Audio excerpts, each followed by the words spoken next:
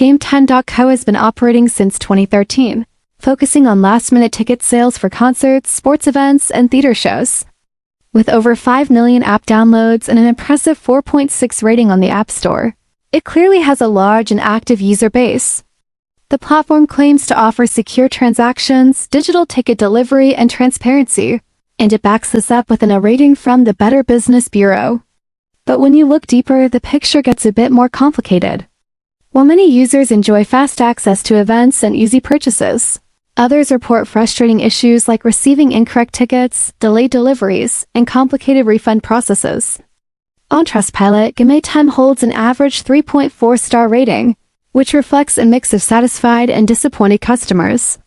Some people love the convenience, others say it's not worth the stress.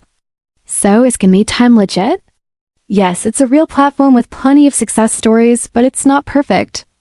If you're planning to use it, especially for last-minute plans, just be aware that while it can work smoothly, there's a real chance you might run into problems.